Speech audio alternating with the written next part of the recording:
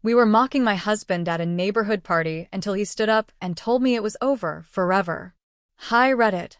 I'm using a throwaway account because this story is extremely embarrassing and I don't want my husband to see it. He follows my main account.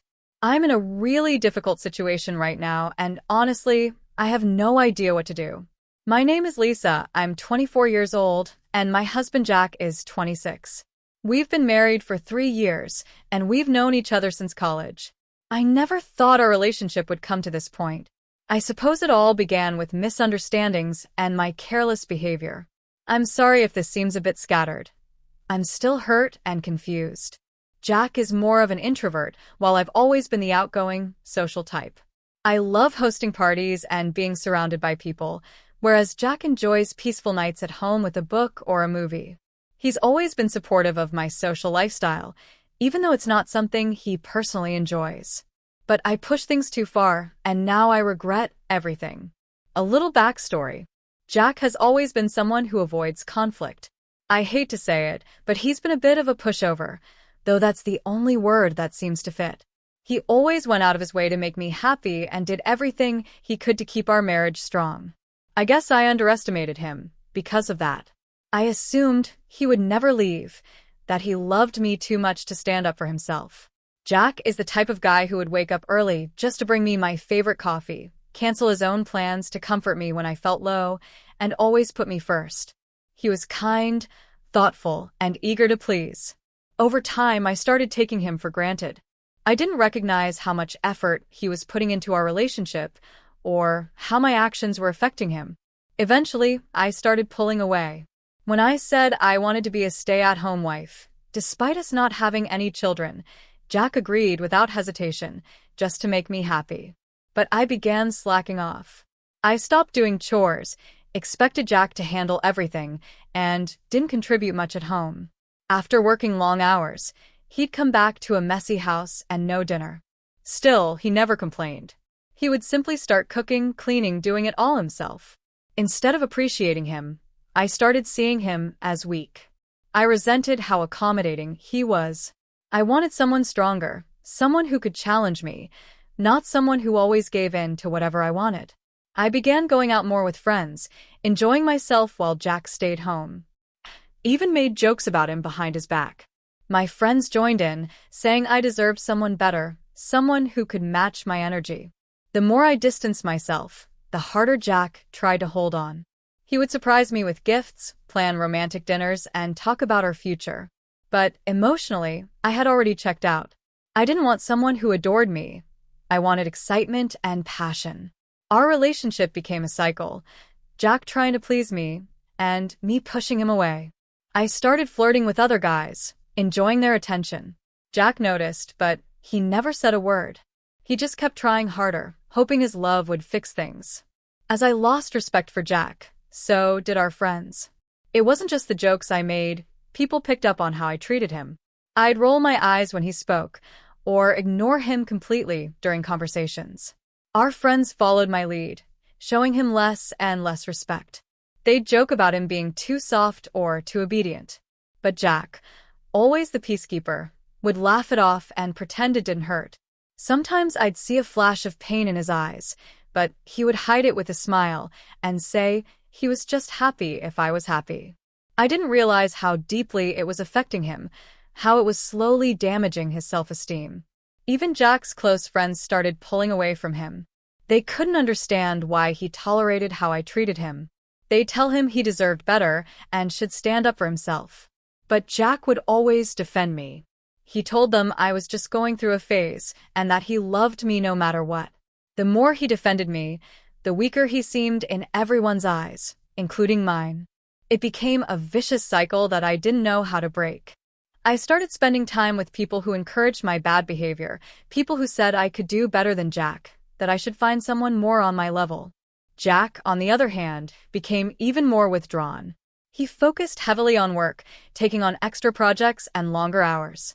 He became quieter, more distant, and avoided social events. When we did attend something together, he'd hang back and let me take the spotlight. I was too caught up in my own world to see how much he was hurting.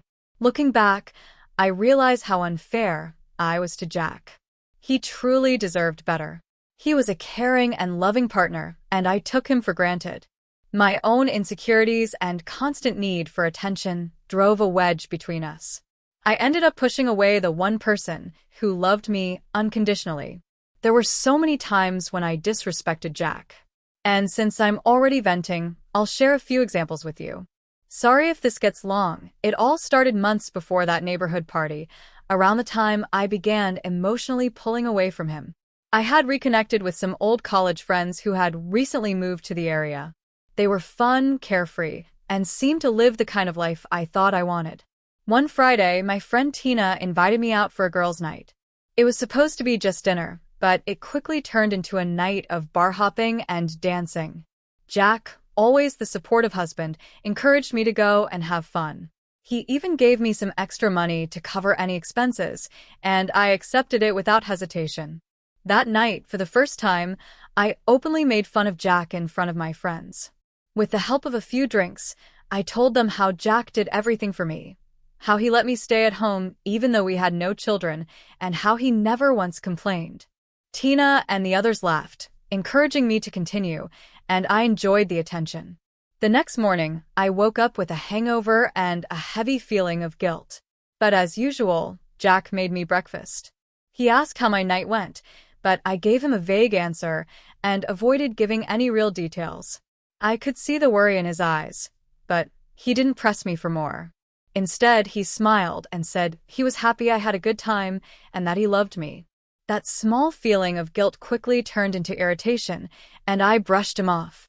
Over the next few weeks, I started going out more often with my friends. Jack, even though he was clearly getting more and more exhausted, continued to support me. Our conversations became shorter, and the tension between us started growing. I could sense his disappointment, but I ignored it. I kept telling myself that he'd never leave me. One evening, Tina and a few others came over for a movie night. Jack cooked dinner for us, and then went to the bedroom to give us privacy.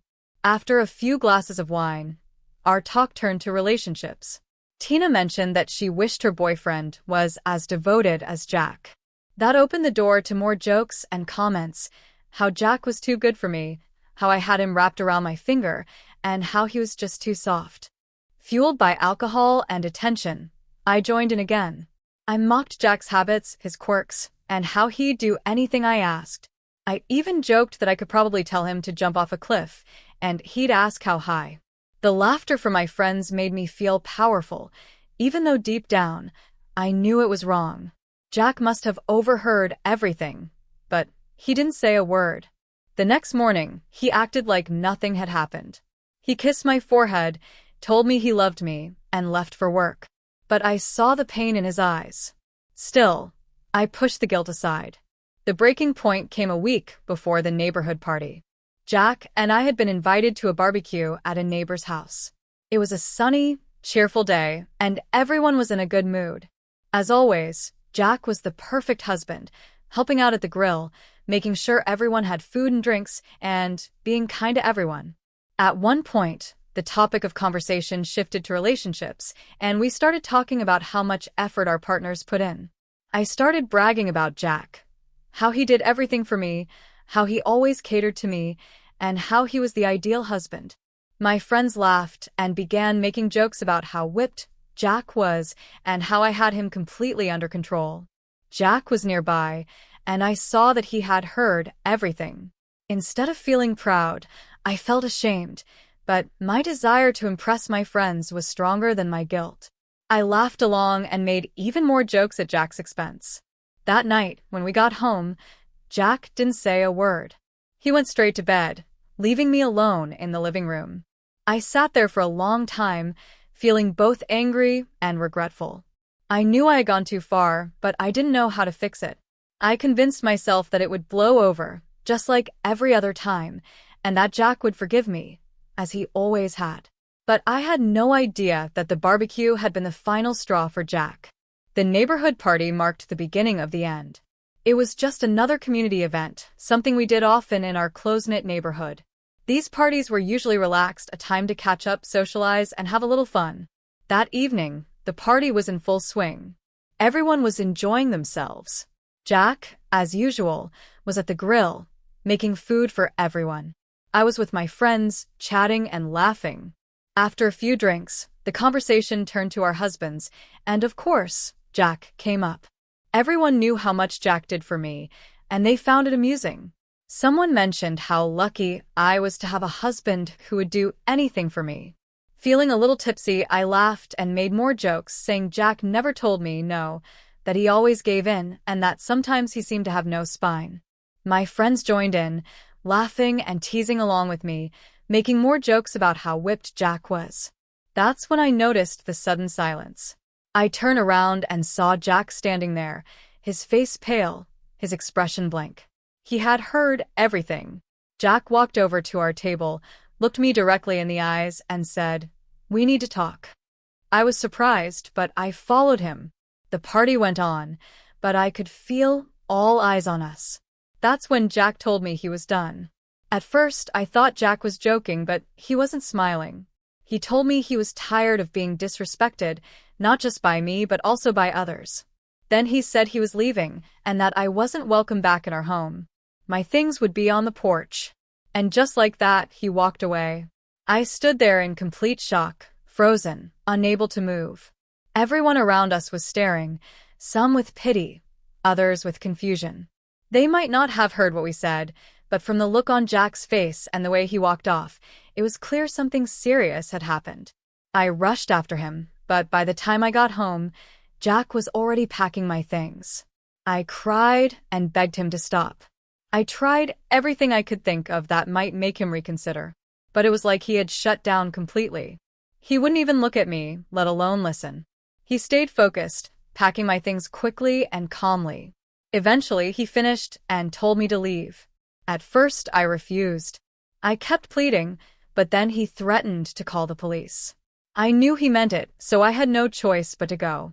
As I walked out with tears streaming down my face, I could feel the neighbors watching me, even some of my so-called friends. No one stepped forward to comfort or help me. They just watched from a distance. I walked down the street, carrying what I could. My mind was spinning, trying to make sense of what had just happened. I had underestimated Jack for so long, never thinking he would actually stand up to me like that. Eventually, I ended up at a nearby park, still in shock. I called my dad and asked him to come get me. Thankfully, he came quickly.